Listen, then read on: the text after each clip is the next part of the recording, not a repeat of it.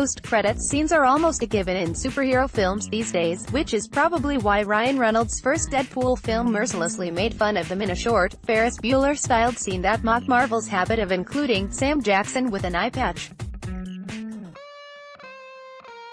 and a saucy little leather number. Deadpool 2, however, really ups the ante with a series of fourth-wall-breaking pieces that pay tribute to the character's movie past, tie up a few loose ends and generally make for hilarious viewing. Now, we're delving into exactly what happens in the scenes and what they mean below, with the odd interjection from one of the film's cast, so if you haven't seen the film yet please look away. Obviously spoilers lurk beneath the divide, and you're only hurting yourself if you read on.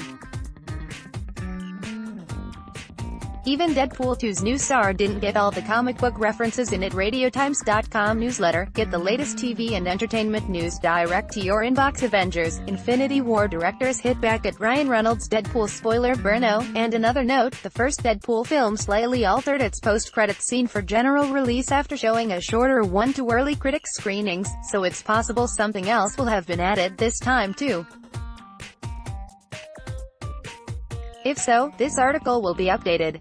Still here? Great. There are roughly 5 post-credits scenes in Deadpool, though as they all flow into each other and crop up quite early on, it's probably more accurate to say there's one long freewheeling mid-credits scene. We'll still break them up separately, though. Post-credits scene 1. Josh Brolin as Cable in Deadpool 2, 20th Century Fox, HF. At the end of the film, we see anti-hero Cable, Josh Brolin, use up his last chance at time travel to save Deadpool, before his futuristic device runs out of juice. However, in the first post-credits scene we see young X-Men Negasonic Teenage Warhead, Brianna Hildebrand, and Yukio Shiori Kutsuna actually get the device working again and hand it over to Deadpool Ryan Reynolds, with the warning that Cable will kill him if he's caught using it.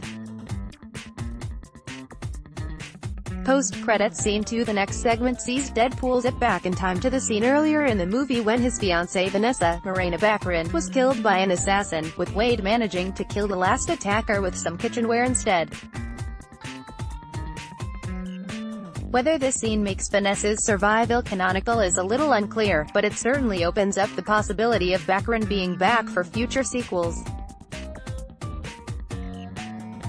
Post-credits scene 3. Rob Delaney as Peter in Deadpool 2, 20th Century Fox, HF. Immediately after this, Deadpool jumps to the point in the film when Rob Delaney's completely non-superpowered X-Force member Peter was killed, convincing him to go back to his normal life instead of joining in any future superheroics. Sadly, Wade's other deceased X-Force teammates Bedlam, Vanisher, Shatterstar and Zeitgeist, played by Terry Crews, Brad Pitt, Louis Tan and Bill Skarsgård respectively, don't get the same treatment. But who knows? Maybe we'll see Peter in a future X-Force movie now. Post-credits scene 4. Okay, now this is where things get really meta. This segment begins as a straight replay of a scene from 2009's much-maligned X-Men Origins, Wolverine, specifically the bit where Wolverine, Hugh Jackman, faces up against that movie's version of Deadpool, Ryan Reynolds' first go at the character. To start with, the scene is just a straight replay of X-Men Origins, Wolverine footage, albeit slightly re-edited, making it a weird sort of archive cameo for Wolverine star Jackman. But then things change up a bit when the real Deadpool, aka from these Deadpool films, turns up to shoot his weird, mouthless self in the head.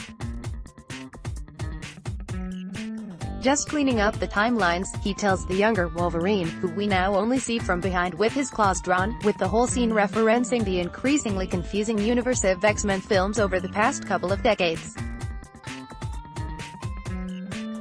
Again, it's hard to say whether the scene counts as a canonical removal of X-Men Origins, Wolverine from the X-Men timeline. I mean, I can't believe I'm arguing about canon in an article about Deadpool. What even is canon? I don't know anymore, but it's definitely the extension of a joke in the first Deadpool film, which included an action figure of the Origins Deadpool in its opening moments. It's also quite a neat way of having a Hugh Jackman cameo without undermining Wolverine's emotional death in 2017's Logan, so well done everyone for that.